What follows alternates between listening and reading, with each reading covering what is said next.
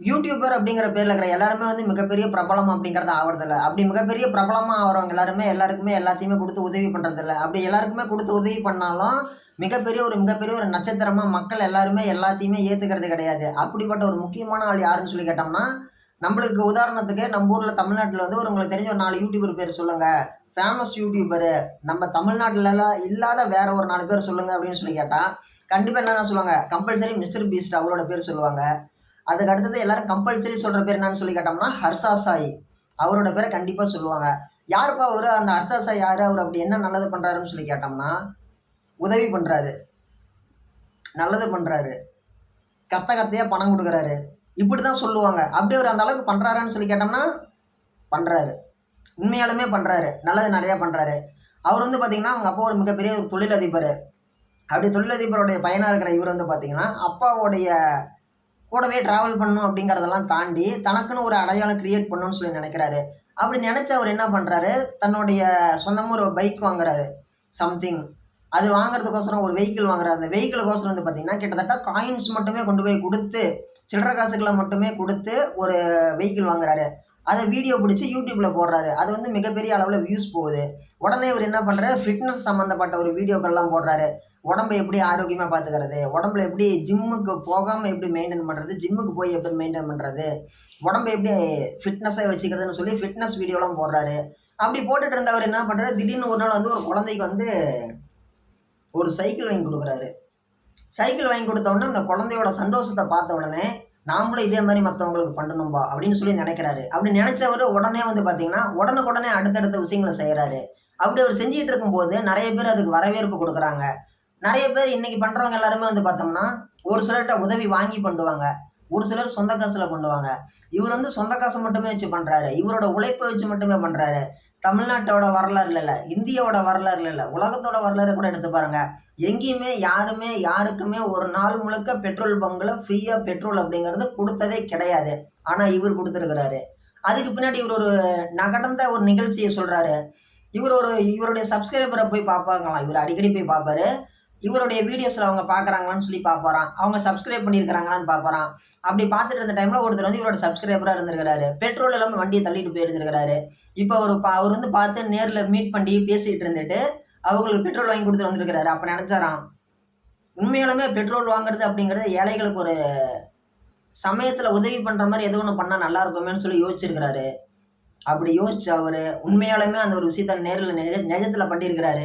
நம்ம லாக்டவுன் முடிஞ்சு வந்த அந்த ஒரு சில காலகட்டங்கள்ல நம்ம எல்லாருமே வந்து பெட்ரோலுக்கோசரம் வந்து பார்த்தீங்கன்னா, சூழ்நிலைகள்லாம் மாறி இருந்துச்சு. என்ன மாறி இருந்துச்சுன்னா, ஒரு சிலருக்கு வருமானம் இருந்துச்சு, ஒரு சிலருக்கு வருமானம் இல்ல. அப்ப ஹர்ஷா சாய் என்ன பண்ணாரு, அவரு ஒரு பர்ட்டிகுலர் ஏரியா ஒரு பெட்ரோல் பங்க் செலக்ட் பண்றாரு. பக்கத்துல சுத்திலும் ஒரு 4, 5 ஊருக்கு அது சென்டர் பெட்ரோல் பங்கா இருக்கிற மாரி.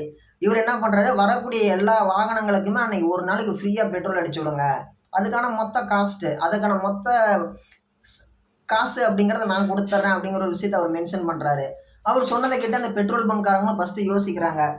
இத எப்படி, என்ன பண்றது? என்ன கணக்கு கொண்டு வரதுன்னு. அப்புறமேட்டு ஒரு சில காலகட்டங்கள் போனவாட்டி, அது வந்து நிஜத்துல நடக்குது. அப்படி நடந்துட்டு இருக்கும்போது, நெறைய விஷயங்கள அவரு பண்றாரு. பெட்ரோல் பங்க்ல பெட்ரோல் குடுத்துட்டு இருந்த அதே டைம்ல நெறைய கிஃப்ட் வச்சு, அந்த இப்படி ஒரு சக்கரம் மாரி ஒண்ணு சுத்தி விடுவாங்க. சுத்தி விட்டு விளையாடுறது. அத வச்சு விளையாண்டு யார் யாருக்கு என்னென்ன வருதோ fridge, TV, washing machine, etcetera பணக்கட்டு, ஒரு பணத்த குடுத்தா உங்க கையில அள்ளுங்க. உங்களால எவ்வளோ அள்ள முடியுதோ அள்ளி எடுத்துட்டு போங்க. வீட்டுக்கு எடுத்துட்டு போங்க. இந்த மாரி நெறைய டாஸ்க்கு சம்மந்தப்பட்ட விஷயங்கள்லாம் பண்ணாரு. இது வந்து ஒரு மிகப்பெரிய அளவுல ஒரு மக்களால வரவேற்கப்பட்டுச்சு. அது மட்டும் இல்ல, இவரு அப்படியே ரோட்ல நடந்து போவாரு. நம்ம இதெல்லாம் ஒரு கதையா மட்டும் தான் காதுல கேட்டுருக்கிறோம். ஆனா, இவரு நெஜத்துல செஞ்சு காமிச்சிருக்கிறாரு. ரோட்ல அப்படியே நடந்து போவாரு. திடீர்னு யாராச்சும் ஒருத்தர் அயர்ன் பண்ணிட்டு இருப்பாங்க. அவர போய் சந்திப்பாரு. தன்னுடைய சொக்காய குடுப்பாரு. இத அயர்ன் பண்ணி குடுங்கம்பாரு. அயர்ன் பண்ணி முடிச்சோட்டி இவங்க எவ்வளோன்னு சொல்லி கேட்பாங்க. அவங்க ரூ. 10 மென்ஷன் பண்ற மாரி 10ம்பாங்க. இவரு 10லாம் குடுக்க முடியாதும்பாங்க. அவங்க இருந்துட்டு, "இல்லைங்கய்யா நாங்களே ஏழைங்க தான். எனக்கு 10 குடுத்துருங்க. 10 இல்ல ஒரு 5 ஆச்சும் குடுங்கம்பாங்க." அவங்க சொல்றது ரூ. 5 ரூ. 10. இவரு என்ன பண்றாரு, 10லாம் குடுக்க மாட்டேன். உங்களுக்கு 20 குடுக்குறேன்னு சொல்லிட்டு 20,000 குடுத்துட்டு வருவாரு. அவங்க மென்ஷன் பண்ணது ₹10 இவரு மென்ஷன் பண்றது ₹20,000 இந்த மாரிலாம் அவரு குடுத்து உதவி பண்ணியிருக்கிறாரு. ஒரு மிகப்பெரிய அளவுல வரவேற்பு அப்படிங்கிறது ஹர்ஷா சாய் அவர்களுக்கு அன்னையிலிருந்து இன்னைக்கு வரைக்கும் இருக்குது. என்னைக்குமே இருக்கும். அதே மாரி தமிழ்நாட்டுல ஒருத்தர் பண்ணிட்டு இருக்கிறாரு. அவரு போலவே யாருன்னு சொல்லி கேட்டோம்னா கேபிஒய் கேபிஒய் பாலாண்ணா. அவர் வந்து பார்த்தோம்னா ஆரம்பத்தில் வந்து கலக்க போவது யார் ஷோவில், குக்கும் வித் கோமாளி ஷோவில் இதெல்லாம் வந்திருக்காரு, பார்ட்டிசிபேட் பண்ணியிருக்கிறாரு. அதுக்கப்புறமேட்டு வந்த காலகட்டங்களில் அதை அப்படியே மெயின்டைன் பண்ணி போயிட்டு இருந்தார். அப்போ ஒரு மலை கிராமத்துக்கு தன்னுடைய சொந்த செலவில் ஒரு 10 லட்ச ரூபா மதிப்புடைய ஒரு ஆம்புலன்ஸ் அப்படிங்கிறத ஒன்று வாங்கி கொடுத்துருக்கிறாரு. அதுக்கப்புறமேட்டு ஒரு சிலருக்கு வீடு கட்டி கொடுத்துருக்கிறாரு. தன்னோட வயசு மூத்த நடிகர்கள் யாராச்சும் கஷ்டப்படுறாங்கன்னு கேள்விப்பட்டா அவங்களுக்கு நேரில் போய் பணம் கொடுத்து உதவி பண்ணியிருக்கிறாரு.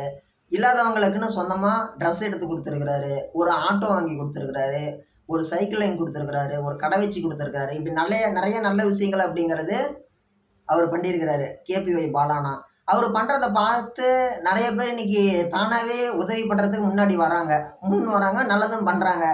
இப்படி அவங்க பண்ணிட்டு இருக்கிறத பார்த்துட்டு இருக்கும்போது அவருக்கான வாய்ப்பு அப்படிங்கிறது காந்தி கண்ணாடி அப்படிங்கிற ஒரு படத்தின் மூலியமா கதாநாயகனாக அறிமுகமாக இருக்கிறாரு. பொதுவாக ஒரு விஷயம் சொல்லுவாங்க, இன்னொருத்தருக்கோசரம் செய்யக்கூடிய நல்ல விஷயம் அப்படிங்கிறது நம்மளை பார்த்து இன்னும் ஒரு 4 பேர் முன்னாடி வந்து ஒரு நல்ல விஷயம் 4 செய்யணுன்ட்டு. அந்த மாதிரி தான் வந்து பார்த்தீங்கன்னா இவங்கள பார்த்து நாமளும் நம்மளால முடிஞ்ச ஒரு நல்ல விஷயங்கள் அப்படிங்கிறது நம்ம செய்யணும். நம்ம செய்யறது நல்லது.